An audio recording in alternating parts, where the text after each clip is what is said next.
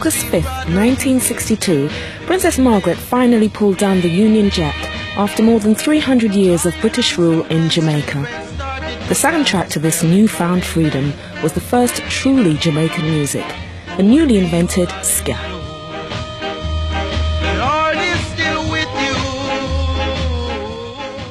Because the time has come and we can have some fun, so take a run. You know, it was just a simple song and the people them jump to it and, you know, going around. And, whoa, whoa, whoa, we're independent, and, you know, flash them hands, and it was great. That was something to see and never can come back in Jamaica. We're independent. Independence came at that time when ska wasn't in speak. Yes. And so it was just jubilation all around. You understand? You know, with the acceptance that we were now a free country and ska in its peak. And everyone just went crazy for it. You couldn't go to a party before 62 we play ska. After that night, you had to play ska for the party to be successful. It was unbelievable. Everyone gravitated to it. This was something new, and I noticed something too. They had pride. When they looked at it, they said, "This is ours." It would have been nice to say, well, independence caused people to want their own music, but the music preceded independence. But it was a wonderful coincidence because independence gave it further drive. The music came first.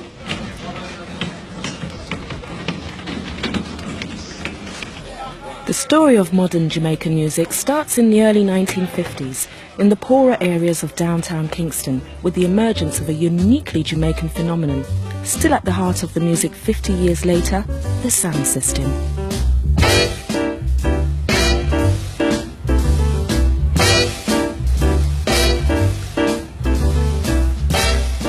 The sound system is essentially a street discotheque with speakers big enough to raise a family in. It's where poor Jamaicans have been coming to dance till they drop ever since they stopped listening to jazz bands in the now ruined clubs all over the island.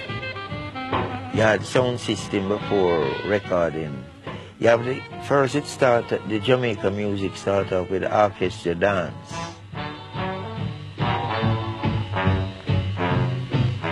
But when the sound system came in, they replaced the musician because people used to hire these bands to play, but the musician used to stop and eat a lot of corrigo, so it burned up a lot of time until, you know. Band would go in intermission, and intermission forever.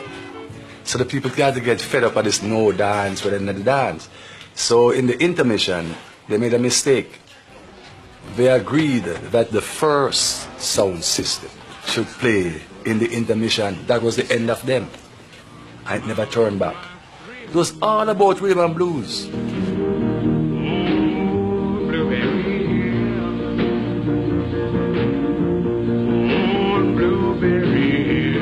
As the 1950s rolled on, the music of Fats Domino, Ray Charles and Louis Jordan was streaming into the island from Southern American radio stations just over 90 miles away. And with the sound systems blasting it out most nights of the week, downtown Kingston went dance crazy. And like any craze, it was rich with opportunity. People used to make money from it. You sell your own beer and you sell your own curry goat and rice, and you got the sounding system from 8 o'clock till like 6 in the morning, and they eating and dancing in the street. You get like 2,000-3,000 people, and you make a buck. Sound systems became the biggest local industry in downtown Kingston, and competition was fierce. To pull in the punters, you had to have the best music blasting out of your system. The race was on for the hottest American tunes. He's the sensation. You know, American people, they need cheap labor, so they bring it, cut them cane and things. But why the idea of cutting cane? If you buy rhythm and blues, 6 times more money you get because you're going to sell it back to sound system people. So everybody anxious to go to the farmer, but not for cut cane. They want to go buy some record, you know? Out of this fierce competition, 2 giants emerged, Clement Coxon Dodd and Arthur Duke Reid. Combining their liquor businesses with their sound system dances, they were effectively the barons of downtown Kingston and would continue to control the Jamaican music business for the next 15 years.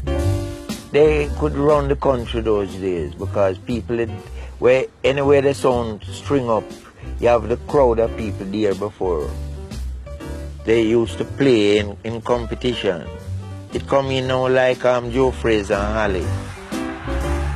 Joe Fraser is the man who go on this dance and him go to the gate and him get everybody out of the gate money for coming on and dance, you know? And the people they believe all the cocks and dance and come on the Joe Queen. Sometimes them just take the money and go to the cocks and dance just the same, you know what I mean? So it's like that. So all of them used to be at war, you know? The sound system thing, man. It's a traditional thing. You can't stop it. It come from way back, you know? Come on. Yes, suddenly rum is served to sophisticates because suddenly Jamaican rum has regained its place among the great drinks of the world. Duke with that rum there when it don't sell in the stores. If you think rum strong, you ask about rude to your parents.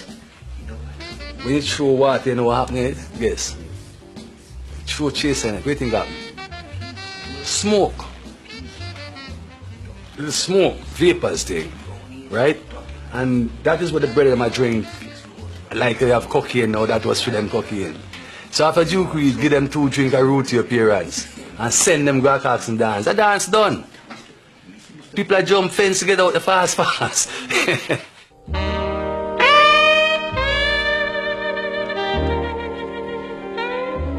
Duke Reed had a program on the radio, I think 4:30 on a Saturday afternoon called Treasure Isle Time.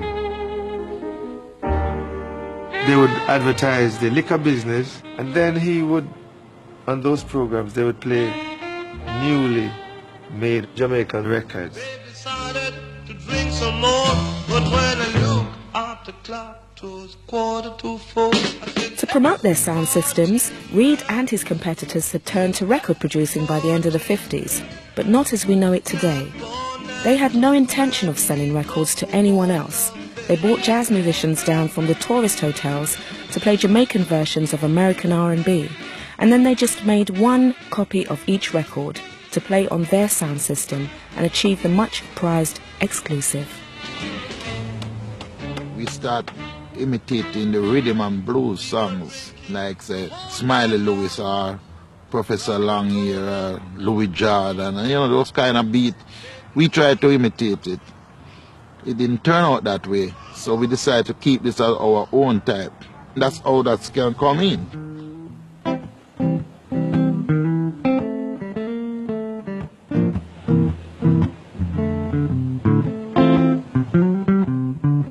Styling like those was really rhythm and blues. What we did to this rhythm and blues is like you'd be doing 1, 2, 3, 4, 1, 2, 3, 4. But this kind of we change it to 1, 2, 3.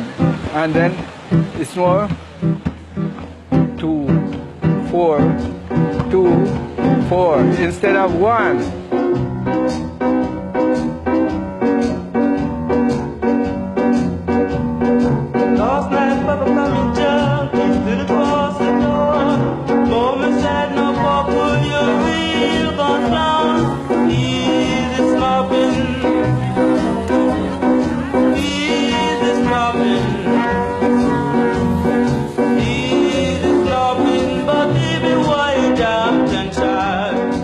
It is Jamaica's first musical revolution. And we call it ska. And then ska was a dirty word. But what it was terribly influenced by Jamaican activities of the people, you know. Culture Jamaica was pushed into it. And when the people took it on that fast, right, they just grabbed to it because it was them.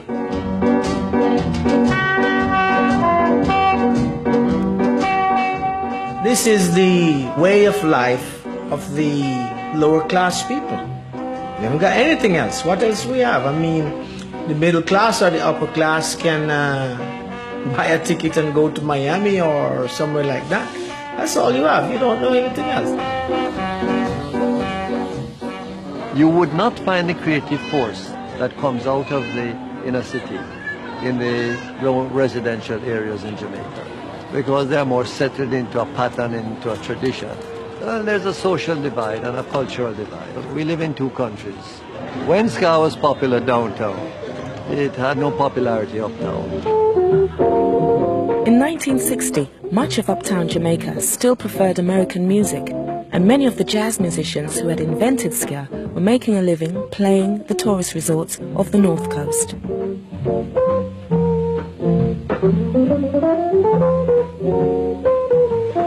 I used to have a serious type of class prejudice in those days, let's call it that way. You know, and it would have hurt my career in a certain sense. You couldn't go uptown and play ska music, so it was really like an outlaw type of music, you know. In 1960, Prince Buster started his own sound system. To steal a march on his rivals, he approached the ultimate outcasts of Jamaican society, the Rastafarians, who since the 30s had looked to Africa rather than Europe as a model. He persuaded Count Ozzy and his master drummers down from the Warwicker Hills into a recording studio.